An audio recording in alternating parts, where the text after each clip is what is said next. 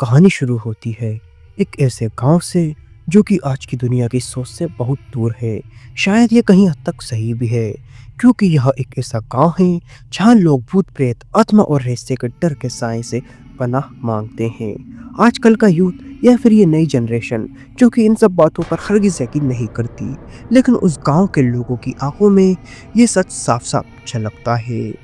अगर आप अंधेरे में डरते हैं तो ये कहानी आपके लिए नहीं है, क्योंकि ये सिर्फ कहानी नहीं, एक खौफनाक सच्चाई है जहां नाम पुकारना मतलब अपनी कब्र खुद खोद लेना है। वेलकम टू अनस की स्टोरी। मौत का बुलावा। रात में जो नाम पुकारेगा सुबह उसका नाम और निशान मिट जाएगा। Horror story. मौत का बुलावा यानी एक ऐसी अंधे की ताकत जो रात में किसी का नाम पुकारती है और अगली सुबह वो इंसान गायब हो जाता है या मरा हुआ मिलता है। नाम मत लेना उसका, वरना तू भी नहीं बचेगा। ये शब्द थे उस गांव के आखिरी बचे हुए बुजुर्ग के, जिसकी आंखों में सालों का डर साफ साफ दिखाई दे रहा था। गांव का नाम था नगवा, जो अब सिर्फ सरकारी रिकॉर्ड में जिंदा था। यहाँ हर कोई रात में गायब हो जाता था, कोई लाश नहीं मिलती थी, बस चीखें गूंजती थी हवा में, पेड़ों में और उन खंडरों में जहाँ कभी इंसानी जिंदगी हुआ करती थी। कहानी की जड़ें एक लड़की चंपा से जुड़ी थी। वो बेहद खूबसूरत थी और उसकी हंसी में जैसे कोई तंत्र था, पर एक दिन वो अचानक लापता हो गई। कहते हैं रात में किसी ने उसका नाम पुकारा था और फिर सुबह वो लड़की नहीं मिली। गांव वालों ने ढूंढा पर वो जैसे जमीन में समा गई। उसी दिन से गांव पर मौत का साया छा गया। जो कोई भी रात को किसी का नाम पुकारता वो खुद सुबह तक गायब हो जाता। किसी को यकीन नहीं हुआ शुरू में तो, लेकिन जब पंचायत का सरपंच और 3 जवान लड़के एक ही रात को खो गए, तब पूरे गांव ने चुप्पी ओढ़ ली। रात में बोलना मत, नाम लेना मना और दूसरों के दरवाजे खटकाना भी मना। एक दिन रोहन नाम का लड़का जो शहर से ब्लॉग बनाने आया था, उसे इस कहानी में कुछ कंटेंट नजर आया। कैमरा लेकर वो नगवा गांव पहुंचा। अकेले गांव अब वीरान हो चुका था, पर कुछ घरों के दरवाजे अंदर से बंद थे, जैसे कोई अंदर छुपा हो। वो बोला अगर सच है तो सामने आओ।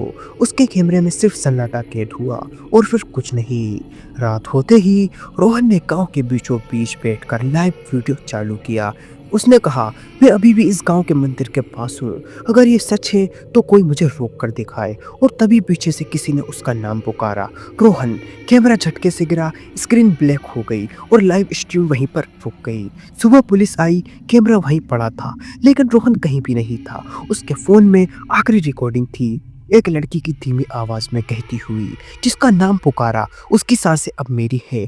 पुलिस वालों ने फाइल बंद कर दी और कहा केस क्लोज्ड, नेचुरल डिसअपरेंस। कुछ महीने बाद मीरा नाम की एक पत्रकार वहां आई। उसका इरादा था सच्चाई को दुनिया के सामने उजागर करना। उसने गांव के एक अकेले बचे बुजुर्ग बाबा सोमनाथ से मुलाकात की। पापा बोले मत खोल उस राज को बेटी, उस प्रेत का नाम नहीं लेना चाहिए। उस प्रेत को नाम चाहिए ताकि वो पुकार सके और फिर खत्म कर सके। मीरा ने डर को नजरअंदाज करते हुए एक गलती कर दी। उसने पूछा उसका नाम क्या है और बाबा कांपते हुए बोला चंपा, और फिर वहीं बेहोश हो गया। उसी रात मीरा के कैमरे में एक परछाई दिखी जो दीवार से निकलती और फिर उसमें समा जाती। मीरा की सांसें फूलने लगी, पर उसने रिकॉर्डिंग चालू रखी।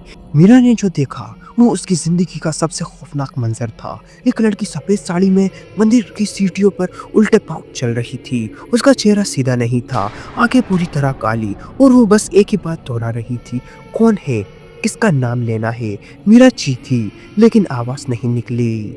उसकी आंखें खुली तो वो गांव से 3 किलोमीटर दूर खेत में बेहोश पड़ी थी। उसके पास उसका कैमरा और एक पर्ची थी जिस पर लिखा था नाम कभी मत पुकारना, वरना अगली बारी तेरी होगी।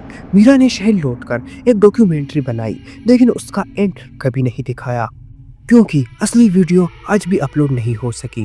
कुछ महीनों बाद यूट्यूब पर एक नया चैनल खुला, चंपा कॉलिंग, और उस पर हर रात 3 बजे एक नाम पुकारा जाता। जिसने भी वो वीडियो देखी उनके बीच से कोई एक अगली सुबह गायब हो जाता। किसी को नहीं पता चला कैसे। इंटरनेट पर यह डर का नया चेहरा बन चुका था। एक साइबर टीम ने जब उस चैनल को ट्रैक किया तो वो लोकेशन दिखी, नवा गांव की, वही मंदिर था टीम वहां गई पर कोई नहीं लौटा। उनकी गाड़ी गांव के बाहर मिली। अंदर से लोग थी।